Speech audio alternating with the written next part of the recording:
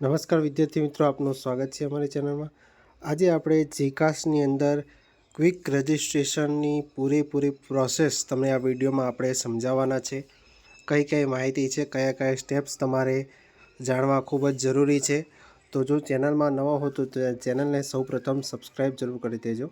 તો તમને જ ખબર હશે કે શૈક્ષણિક વર્ષ 2025-26ની અંદર જીકાસ દ્વારા જે થનાર પ્રવેશ પ્રક્રિયા અંતર્ગત રાજ્યની જે 15 સરકારી યુનિવર્સિટીઓ સંલગ્ન છે એ તમામ સરકારી કોલેજો, બિન સરકારી, અનુદાનિત કોલેજો, સેલ્ફ ફાઇનાન્સ કોલેજો, આ બધી જ કોલેજનું તમારે ઓનલાઈન રજિસ્ટ્રેશન કરાવવાનું રહેશે।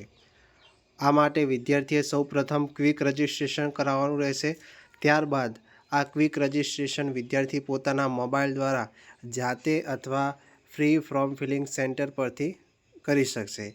એટલે કે આના માટે કેટલાક સેન્ટરો પણ ફાળવેલા છે, એ સેન્ટરો પર જઈને વિના મૂલ્યે તમે આ ફોર્મ ભરાવી શકો છો। તો એ ફોર્મની કયા કયા હેલ્પ સેન્ટરો છે ત્યાં જઈને પણ તમે આ ફોર્મ તમે ભરાવી શકો છો। તો અહીંયા તમને આ માર્ગદર્શિકા આપી છે કે ક્વિક રજિસ્ટ્રેશન તમારે કઈ રીતે કરવું। તો સૌપ્રથમ તમારે અહીંયા જે દેખાય છે, સૌપ્રથમ જીકાસ પોર્ટલની જે આ વેબસાઇટ છે, આ વેબસાઇટ પર જઈને તમે ક્લિક કરી શકો છો, અથવા તો તમે આ QR કોડનો સ્ક્રીનશોટ લઈને આ QR કોડને સ્કેન કરીને ડાયરેક્ટ તમને આ જીકાસના પોર્ટલ ઉપર તમે જઈ શકો છો।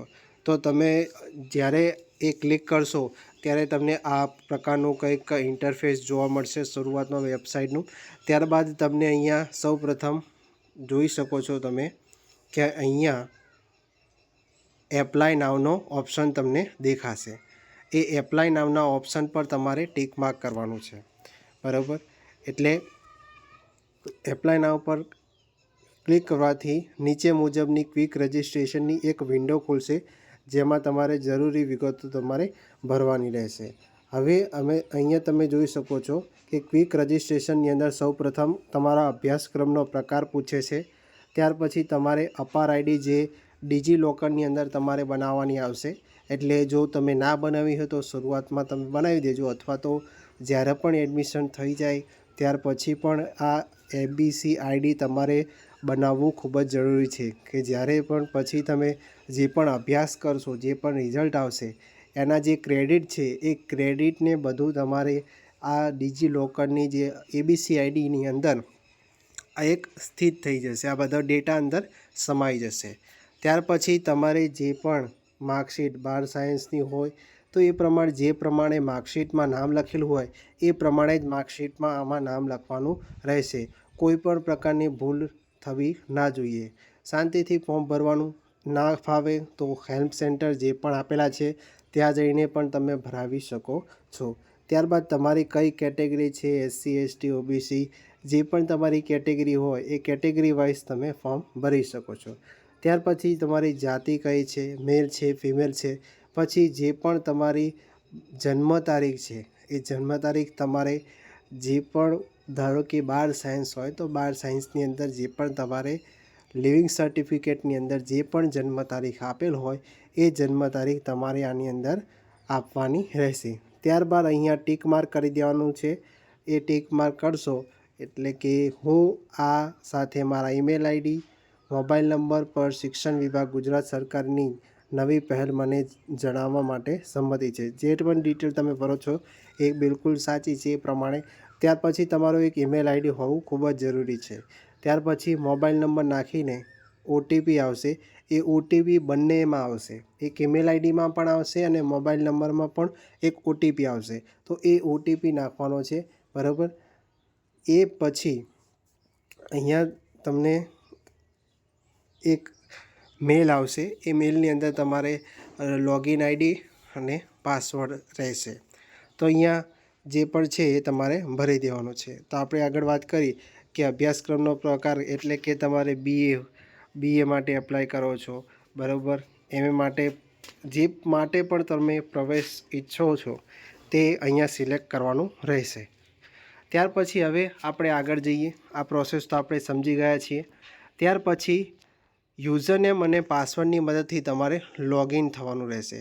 હવે યુઝરનેમ અને પાસવર્ડ તમારે સૌપ્રથમ તમે જ્યારે પણ સ્ટુડન્ટ લોગિનની અંદર જશો, પહેલાં અપ્લાય અને હવે લોગિનની અંદર તમે જશો તો ક્વિક રજિસ્ટ્રેશનની પ્રક્રિયા તમે પૂર્ણ કરી દીધી છે.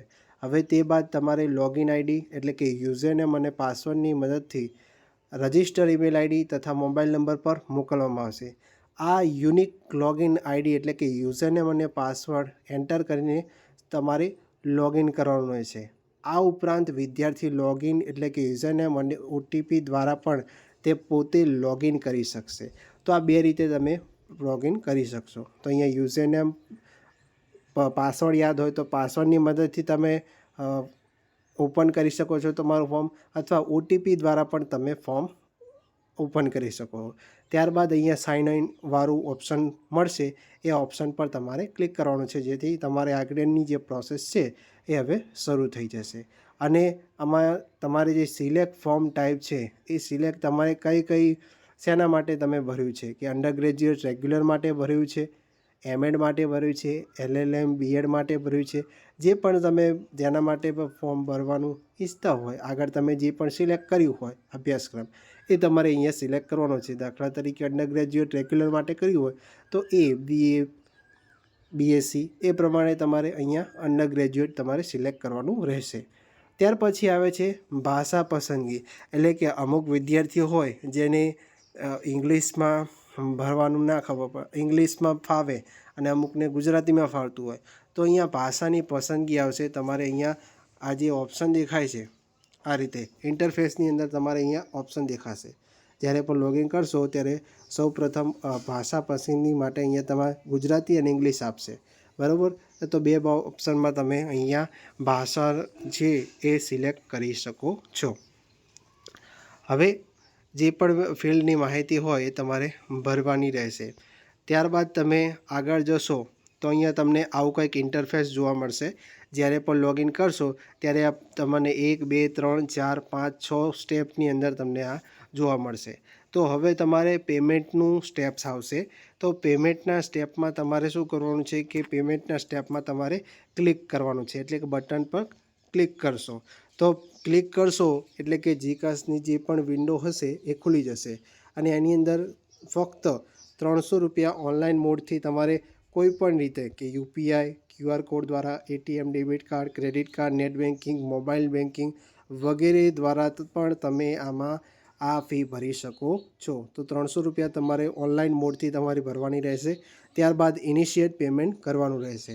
ઇનિશિયેટ પેમેન્ટ કર્યા બાદ હવે સફળતાપૂર્વક ફી ભર્યા બાદ તમને લીલા રંગનું દેખાશે, પેમેન્ટ સ્ટેટસમાં સક્સેસફુલ દેખાશે, જેની બાજુમાં તમને ભૂરા રંગના બટન એટલે કે ભૂરા રંગનું જે બટન છે કે અહીંયા તમને સક્સેસફુલ દેખાશે.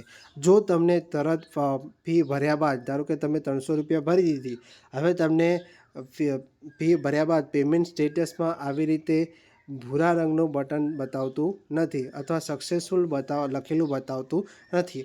તો તમારે થોડોક સમય રાહ જોવાની, તરતની તરત તમે પેમેન્ટ કરો.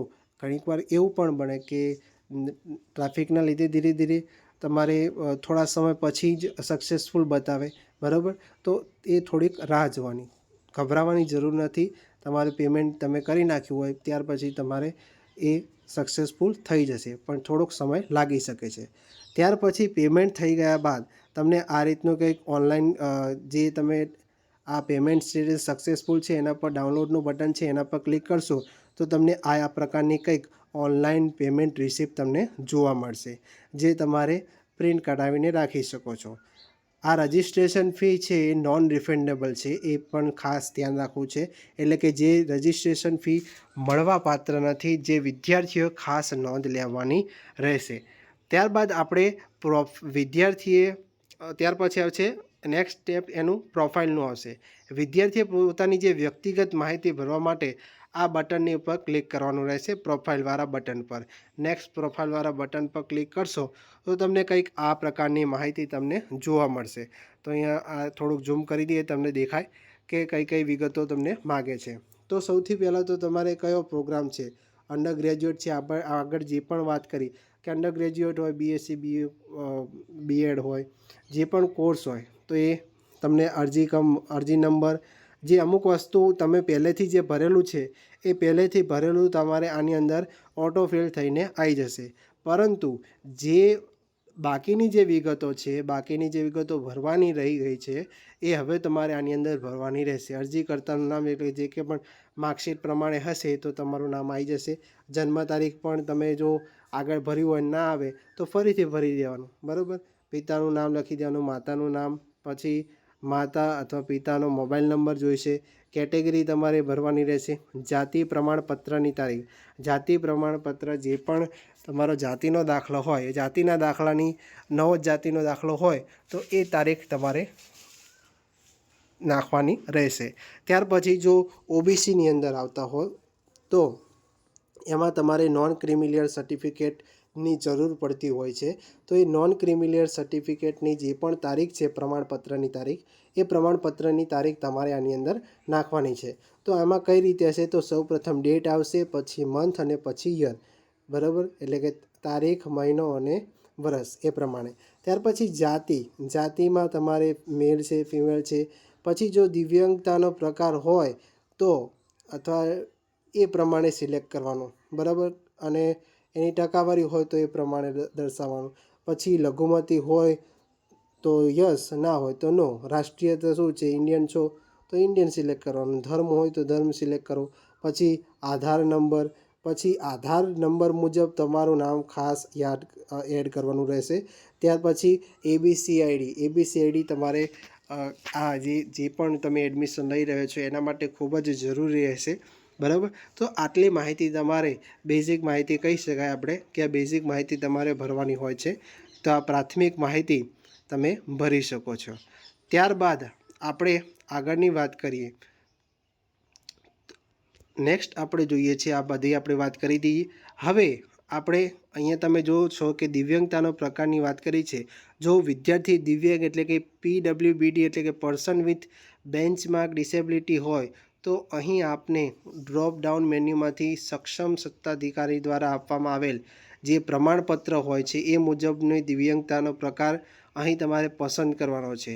અને જો વિદ્યાર્થી દિવ્યાંગ ન હોય તો ડ્રોપ ડાઉન જે મેન્યુમાંથી નન પસંદ કરવાનું રહેશે, બરાબર. તો આ તમે આનો સ્ક્રીનશોટ લઈને અને તમે માહિતી લઈ શકો છો. ત્યાર પછી આપણે આગળ જઈએ. હવે આપણે ABCID તમારે બનાવવાનું છે. તો ABCID માટે આ વેબસાઇટ છે. તો આની લિંક હું તમને નીચે ડિસ્ક્રિપ્શનમાં આપી દઈશ. આ વેબસાઇટ પર જઈને તમે અથવા ડિજિલોકરમાં જઈને પણ તમે ABCID બનાવી શકો છો. ડિજિલોકરમાં જ તમારે ઓપન કરવાનું છે. બાળ આકારનો અપાર ID કે ABCID તમને બનાવી શકે છે. હવે એના પછી તમારે સરનામાની વિગતો આવશે. હવે સરનામાની વિગતોમાં ખાસ તમે ધ્યાન રાખજો કે હાલનું સરનામું અને કાયમી સરનામુંની વિગતો. તો હાલના સરનામાની જે પણ સરનામું હોય એ સરનામું તમારે લખવાનું છે. રાજ્ય તમારે સિલેક્ટ કરવાનું છે. જિલ્લો કયો છે, તાલુકો, પછી ગામ કયું છે, નગર અથવા શહેર, પછી એનો પિનકોડ, પછી વિસ્તાર કયો છે કે ગ્રામ્ય છે કે શહેરી. એ બંને હાલનું સરનામું અને કાયમી સરનામું બંને તમારે ફિલ કરવાનું રહેશે, બરાબર. આ સરનામાની વિગતો તમારે ભરવાની છે. ત્યારબાદ નીચે તમે જશો તો કાયમી સરનામું લખ્યા બાદ એક સમાન જો બંને હાલનું અને કાયમી સરનામું બંને સમાન હોય તો સેમ એઝ પ્રેઝન્ટ તમારે ટીક કરવાનું રહેશે. હવે તમે અહીં જોઈ શકો છો કે ધોરણ 10ની વિગત તમારે સૌપ્રથમ ભરવાની આવશે કે વિદ્યાર્થીએ પોતાની ધોરણ 10ની માર્કશીટ મુજબ તમામ વિગતો ભરવાની રહેશે. આ વિગત ભરતી વખતે તમારી ટકાવારીમાં ખાનામાં કુલ મેળવેલા ટકા લખવાના રહેશે. ખાસ કરીને અહીં એક નોંધ લેવા જેવી કે પર્સન્ટેજ લખવાના નથી, ફક્ત ટકા જ લખવાના છે, બરાબર. તો અહીંયા તમે જોઈ શકો છો ઓપ્શનની અંદર અહીંયા તમારે કયા પરીક્ષા પાસ કર્યાની માહિતી, માર્ચમાં પાસ કરી હોય, પાસ કર્યાનું વર્ષ કયું છે, સીટ નંબર કયો છે, એ તમારે માર્કશીટમાં જોઈને જ તમારે ડાયરેક્ટ ભરવાનું નહીં. ઘણીવાર ભૂલ થઈ શકે કે મને તો યાદ જ છે કે આ જ મારો સીટ નંબર છે, તો પણ ખાસ એકવાર માર્કશીટ સાથે રાખવી ખૂબ જ જરૂરી છે. ત્યાર પછી એના ટકા તમારે કાઢીને અહીંયા લખવાના રહેશે, પર્સન્ટાઇલ લખવાના નથી. બરાબર. તો આ માહિતી પછી આપણે આગળ જઈએ. હવે ત્યારબાદ તમે ફોટોગ્રાફ અને સહીનું અહીંયા ઓપ્શન મળે છે કે ફોટોગ્રાફ કેટલી સાઇઝનો હોવો જોઈએ, કયા ફોર્મેટનો હોવો જોઈએ. તો અહીંયા તમને લખેલું છે કે ઓનલી જેપીજી અને જેપીઈજી ફોર્મેટ 5 MB સુધી તમે આની અંદર અપલોડ કરી શકો છો. એટલે કે ફોટાની સાઇઝ છે જેપીજી અથવા જેપીઈજી, પીએનજી ફોર્મેટમાં તમારે કરવાનું નથી. બરાબર. જેપીજી અને જેપીઈજી ફોર્મેટમાં 5 MB સુધી તમે ફોટો અપલોડ કરી શકો છો. અને સહી છે જે તમારી સિગ્નેચર છે એ સિગ્નેચર પણ તમારે અપલોડ કરવાની છે. એ સિગ્નેચરની સાઇઝ તમારે 2 MB સુધી અપલોડ કરી શકો છો. તો 2 MB સુધી તમારે મહત્તમ સાઇઝ 2 MB સુધી તમારે આ ફોર્મેટમાં ફોટો અને સિગ્નેચર ભરી દેવાના રહેશે. બરાબર. ત્યાર પછી સેવ કરી તમારે આગળ વધવાનું છે. હવે વિદ્યાર્થી પોતાના એકેડમિક એટલે કે અરજી કરતાં જે શૈક્ષણિક વિગતો છે એ તરફ તે આગળ વધશે. હવે 10+2 હોય એટલે કે HSCની વિગતો, એ 12 પાસ કર્યું હોય એની વિગતો તમારે અહીંયા ભરવાની આવશે. તો 12 પાસની અંદર અહીંયા તમે HSC ડિપ્લોમા ઇક્વિવેલન્ટ હોય તો એ, બેચલર પ્રિપેરેટરી પ્રોગ્રામ હોય તો એ સિલેક્ટ કરવાનું. ત્યાર પછી કયું બોર્ડ છે, ગુજરાત બોર્ડ છે કે અલગ બોર્ડ છે એ સિલેક્ટ કરો. પરીક્ષાનું પાસ કર્યાનું વર્ષ, પરીક્ષાની કયા વર્ષમાં કયા માસની અંદર પાસ કરી, કયા મહિનાની અંદર, સીટ નંબર કયો છે. બરાબર. ત્યાર પછી અહીંયા તમે બોર્ડનો ડેટા મેળવો એ તમે ફિલ કરશો તો અમુક ડેટા અમુકવાર ડાયરેક્ટ પણ આવી જતો હોય છે. તો હવે એ ટીક કર્યા બાદ હવે તમારે કયું હતું, 12 સાયન્સ હતું, કોમર્સ હતું, આર્ટ્સ હતું, તો એ પ્રવાહ તમારે સિલેક્ટ કરવાનો રહેશે. ત્યાર પછી HSCની માર્કશીટ અથવા ડિપ્લોમા સમકક્ષ માર્કશીટ મુજબ તમારે નામ લખવાનું છે. તમે કેટલા ટ્રાયલમાં પરીક્ષા પાસ કરી છે, પહેલા, બીજા, ત્રીજા. પછી મેળવેલ ગુણ માત્ર થિયરીના જેટલા પણ ગુણ હોય એ ટોટલ તમારે લખવાના રહેશે. બરાબર. મેળવેલ ગુણ માત્ર થિયરીના. હવે અહીંયા કુલ ગુણ માત્ર થિયરીના તમારે ભરવાના છે. ત્યાર પછી મેળવેલ ગુણ એટલે કે થિયરી અને પ્રેક્ટિકલ બંને, થિયરી અને પ્રેક્ટિકલ બંનેના કેટલા છે અને કુલ ગુણ પણ થિયરી અને પ્રેક્ટિકલ એટલે કે ટોટલ કેટલું છે. અહીંયા જે પણ વાત કરી, ધારો કે 500 હોય. બરાબર. હવે 500 થિયરી અને પ્રેક્ટિકલના થઈને 500 માર્ક્સનું ટોટલ હોય તો એમાંથી ધારો કે તમારે થિયરી અને પ્રેક્ટિકલમાં ટોટલ થઈને ધારો કે 400 આવ્યો તો 400 લખવાના. બરાબર. એવી રીતે તમારે અહીંયા ફિલ કરવાનું છે. પછી HSCની શાળાનું નામ અથવા જે પણ ડિપ્લોમા કર્યું હોય તો ડિપ્લોમા સમકક્ષ જે પણ કોલેજનું નામ હોય એ તમારે અહીંયા લખવાનું રહેશે. પછી કયા રાજ્યમાં તમે પરીક્ષા પાસ કરી છે, તો એ તમે ગુજરાતની અંદર કરી હોય તો ગુજરાત, જિલ્લો તમારે સિલેક્ટ કરવાનું અને પરીક્ષા પાસ કર્યાનું માધ્યમ, તમે કયા મીડિયમની અંદર પરીક્ષા પાસ કરી છે, ગુજરાતી મીડિયમ, ઇંગ્લિશ મીડિયમ, તો એ પણ તમારે અહીંયા સિલેક્ટ કરવાનું રહેશે. એ બધી તમારે જે પણ વિગતો ભરો છો એ માર્કશીટ સાથે રાખીને ખાસ આ વિગતો ભરવાની રહેશે. ત્યાર પછી તમે આ વિગતો ભરી દીધા બાદ ઓકે પર આવું ઓપ્શન તમને દેખાશે કે your HSC data fetch from system please verify, તેવો મેસેજ જોવા મળશે અને વિદ્યાર્થીને ડેટા ફોર્મમાં દેખાશે. બરાબર. હવે અહીંયા તમે નીચે ખાસ આપણે જોતા જઈએ. ત્યારબાદ HSC વિષય, કયા વિષયની અંદર ઇંગ્લિશ હોય, બધા વિષયની અંદર જે પણ સબ્જેક્ટ છે કે અહીંયા વિદ્યાર્થીને તેમની HSCની માર્કશીટમાં આપેલ તમામ વિષયોની માહિતી ક્રમાનુસાર ભરવાની રહેશે અને વિષય સામે તે વિષયના મેળવેલ કુલ ગુણ પણ લખવાના રહેશે. દાખલા તરીકે તમને જે પણ 12 સાયન્સ હોય તો કે કોમર્સ હોય તો કોમર્સની અંદર ધારો કે ઇંગ્લિશ આવતું હોય. બરાબર. તો ઇંગ્લિશમાં થિયરી અને પ્રેક્ટિકલના થઈને ટોટલ 100 છે, તો એમાંથી કેટલા ગુણ મેળવ્યા છે. બરાબર. તો એ તમારે સેવ કરીને ટોટલ જેટલા પણ માર્કશીટની અંદર જેટલા પણ માહિતી આપેલી છે તમારે એ તમામની માહિતી તમારે અહીંયા ફિલ કરવાની રહેશે. બરાબર. ઇંગ્લિશ હોય, જે પણ વિષય હોય. બરાબર. એ વિષયની માહિતી તમારે ભરવાની રહેશે. હવે ત્યારબાદ તમારે અહીં ખાસ ધ્યાન રાખો કે 10+2ની ડિટેલમાં આપવામાં આવેલ થિયરી પ્લસ પ્રેક્ટિકલના મેળવેલ તથા કુલ ગુણનો સરવાળો અને HSCના વિષયવાર ભરેલ ડિટેલના મેળવેલ તથા કુલ ગુણનો સરવાળો સરખો થવો જોઈએ. એટલે તમે જે પણ આગળ ભરો છો બરાબર, બંનેનું જે પણ સરવાળો છે એ મેચ થવો જોઈએ. હવે ઉપર તમે જે પણ માર્ક્સ ઓછા પડ્યા તો અહીંયા જે છે એ ચેક કરવામાં થોડીક ભૂલ જણાઈ શકે છે. બરાબર. હવે અરજીકર્તાની શૈક્ષણિક વિગતોની વાત કરીએ તો હવે કોટા અને પ્રવેશ વિગતે, તો કોટાની વિગતો છે. તો કોટા અને પ્રવેશની વિગતો અહીંયા તમે આપેલી છે. તો જો વિદ્યાર્થી અહીં આપેલ NRI quota, sports quota, ex serviceman, defence person, Kashmir migrant કે ઉત્તર બુનિયાદી કોટામાંથી જે કોટામાં પ્રવેશ મેળવવા ઈચ્છતો હોય તો તે કોટામાં સામેલ આપેલ ચેક્સ બોક્સ તમને અહીંયા દેખાય છે એ ચેક્સ બોક્સ તમે ટીક કરવાનું રહેશે. નોંધ પણ આપેલી છે કે વિદ્યાર્થીએ અરજીમાં પસંદ કરેલ કોટાને આધારે તેણે પસંદ કરેલ યુનિવર્સિટી, કોલેજ અથવા પ્રોગ્રામમાં પ્રવેશ મળવા પાત્ર છે કે કેમ તે માટે તેણે સંબંધિત યુનિવર્સિટી અને કોલેજનો તમારે સંપર્ક કરવાનો રહેશે. યુનિવર્સિટી, કોલેજ અને પ્રોગ્રામમાં પ્રવેશની કાર્યવાહી સંબંધિત યુનિવર્સિટી અને કોલેજ દ્વારા તેમના નિયમોને આધીન કરવામાં આવે છે. એટલે કે જે પણ એડમિશન બાબતે છે તો જે પણ યુનિવર્સિટી પ્રમાણે નોર્મ્સ હોય એ પ્રમાણે જે પણ એડમિશન ફાળવતા હોય એ મેરિટ પ્રમાણે હોય કે જે પણ પ્રમાણે એ પ્રમાણે તમને એડમિશન ફાળવવામાં આવશે.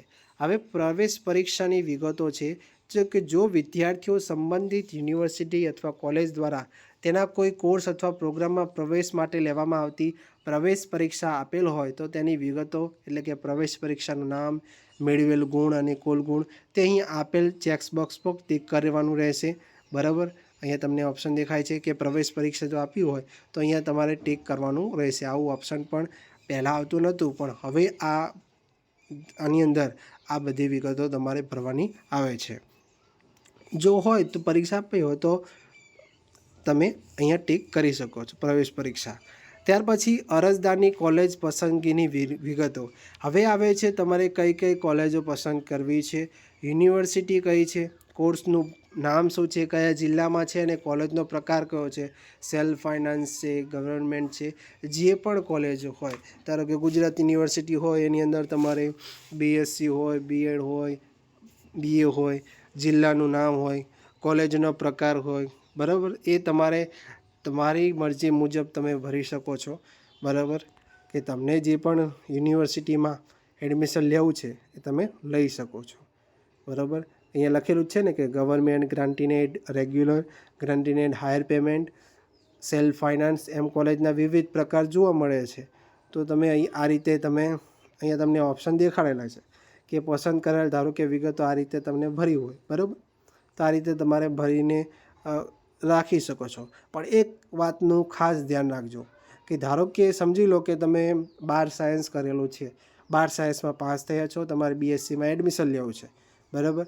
હવે તો અહીંયા તમારે મેજર સબ્જેક્ટ છે એ ખાસ તમારે ધ્યાન રાખવાનું રહેશે કે આ મેજર સબ્જેક્ટ તમે જે પણ સિલેક્ટ કરો છો એડમિશન મળી ગયા બાદ આ મેજર સબ્જેક્ટ તમને લાસ્ટ સુધી એ મેજર સબ્જેક્ટ વિશે જ તમારે ભણવાનું આવશે. પહેલાં શરૂઆતમાં મેજર, માઇનોર, MDC એ પ્રમાણે આવશે. પછી છેલ્લા જે વર્ષ આવશે 5મું, 6મું કે 7મું, 8મું એની અંદર તમારે મેજર સબ્જેક્ટ જ ખાલી ભણવાનો આવશે. મેજર સબ્જેક્ટ વિશે વધારે માહિતી વધારે ભણવાનું આવશે.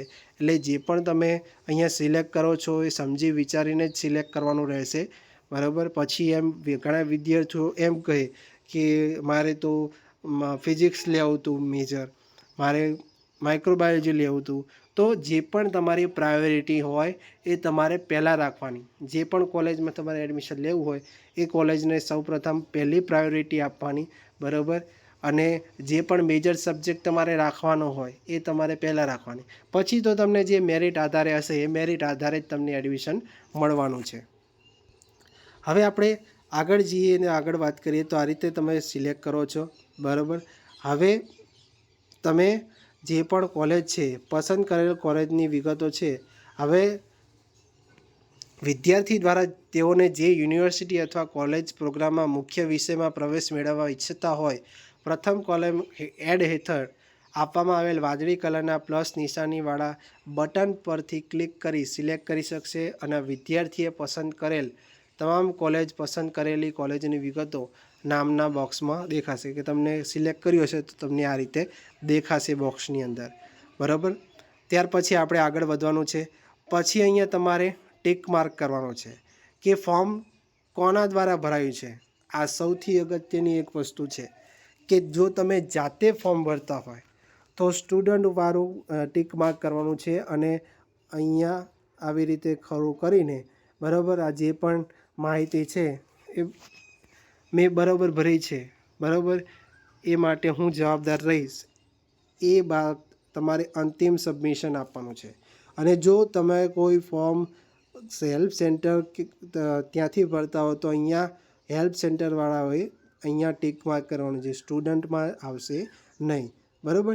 જેથી ત્યાં યુનિવર્સિટી અથવા જીકાસ પોર્ટલની અંદર ખબર પડે કે કેટલા વિદ્યાર્થીઓ સેન્ટરમાં જઈને ફોર્મ ભર્યું છે અને કેટલા વિદ્યાર્થીઓ જાતે ફોર્મ ભર્યું છે, બરાબર.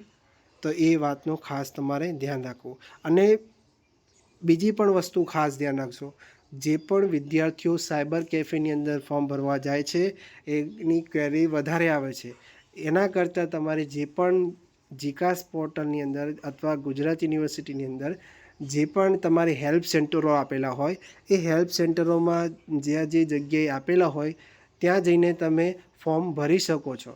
તો ત્યાં જઈને ફોર્મ ભરો તો તમારી જે ક્વેરી છે એ ક્વેરી સોલ્વ થઈ શકે. પરંતુ જ્યારે તમે સાયબર કેફેની અંદર જાઓ છો તો સાયબર કેફેવાળા થોડેક ક્વેરી સોલ્વ કરી શકે. તો એમ વાતનું ખાસ ધ્યાન રાખજો. એમને તો શું છે કે એમને ફોર્મ ભરીને પૈસા લઈ લેવાના છે, બરાબર. પણ એ તમારે ખાસ સમજી વિચારીને જ બધી ડિટેલ ભરવાની અને તમારે ઊભું રહેવાનું કે બધી ડિટેલ બરાબર ભરાય છે કે નહીં એ વાતનું તમારે ખાસ ધ્યાન રાખવાનું રહેશે, બરાબર. એટલે ત્યારબાદ આપણે આગળ જઈએ. ત્યાર પછી આવે છે આટલા તમે જોઈ શકો છો કે આપણે જેટલી પણ ડિટેલની વાત કરી તો પેમેન્ટનું ઓપ્શન થઈ ગયું, પ્રોફાઇલ પણ ભરી ગઈ, એકેડમિક એટલે કે જે પણ તમારી ડિટેલ છે ભરાઈ ગઈ, પછી ચોઈસ એટલે કે તમે કોલેજની ચોઈસ કરી નાખી અને લાસ્ટમાં તમે સબમિટવાળું ઓપ્શન પર ક્લિક કરી નાખ્યું. હવે એક અગત્યનું ઓપ્શન આવે છે વેરિફિકેશન સ્ટેટસ. તો એ વેરિફિકેશન સ્ટેટસ એટલે કે વેરીફાઈ કરવાનું આવશે. તો હવે વિદ્યાર્થીએ ઓનલાઈન અરજી સબમિટ કરી દીધી, ત્યારબાદ ડેશબોર્ડ પરત આવી અરજીની માહિતી વિભાગમાં વેરિફિકેશન સ્ટેટસ ચેક કરવાનું. હવે જો વેરિફિકેશન સ્ટેટસમાં visit verification centre for verification તેમ દર્શાવેલું હશે તો નીચે અરજીની પ્રગતિવાળા બોક્સમાં વેરીફાઈવાળું ફિલ્ડ લાલ રંગથી દેખાતું હોય, તમને અહીં દેખાય છે, અહીંયા દેખાય છે લાલ રંગનું, અહીંયા લખેલું છે કે visit help centre for verification, એટલે કે જે પણ હેલ્પ સેન્ટર છે ત્યાં જઈને તમે વેરિફિકેશન ડોક્યુમેન્ટના કરાવી શકો છો. અને ત્યારબાદ જ અહીંયા તમને વેરીફાઈનું ઓપ્શન દેખાશે, બરાબર.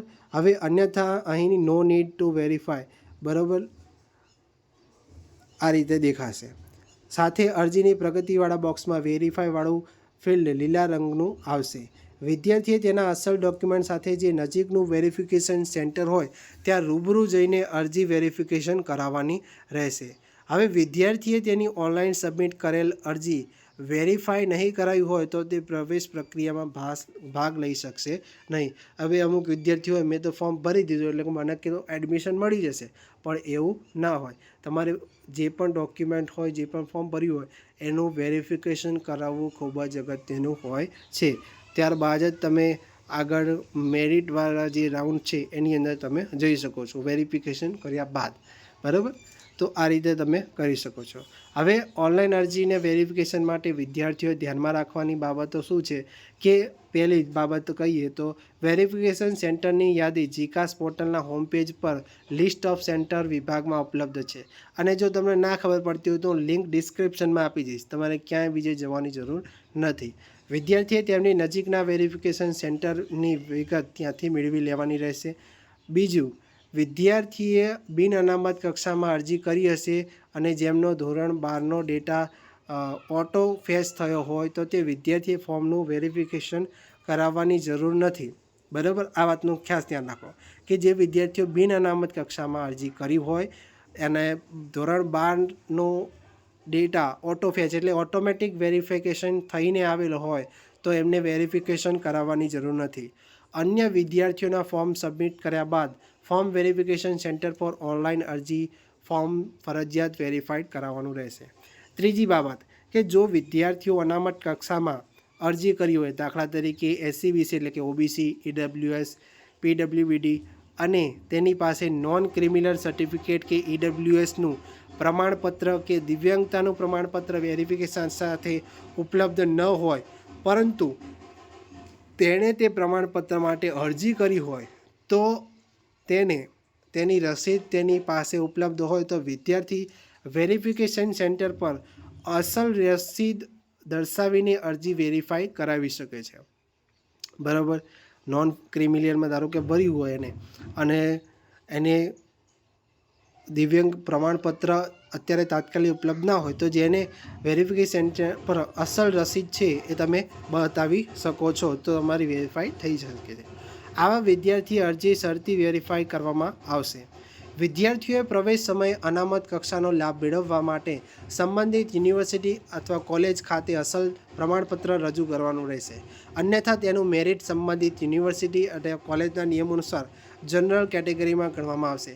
એટલે કે જો તે પોતે અસલ પ્રમાણપત્ર દર્શાવતો નથી, બરાબર, ત્યાં વેરિફિકેશન સમયે, તો તેનો જે મેરિટ છે જનરલ કોટાને આધારે એનું મેરિટ બનશે.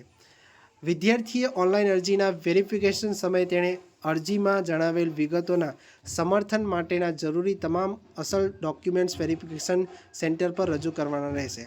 દાખલા તરીકે સ્નાતક એટલે કે અંડર ગ્રેજ્યુએટ કક્ષાના જે પણ અભ્યાસક્રમો છે એમાં વેરિફિકેશન ડોક્યુમેન્ટની યાદી કઈ હોય તો કે 10માની માર્કશીટ, પછી 12માની માર્કશીટ, પછી સ્કૂલ લિવિંગ સર્ટિફિકેટ, શાળા છોડ્યાનું પ્રમાણપત્ર, ટ્રાયલ સર્ટિફિકેટ જો લાગુ પડતું હોય એવા કિસ્સામાં તમે લઈ શકો છો.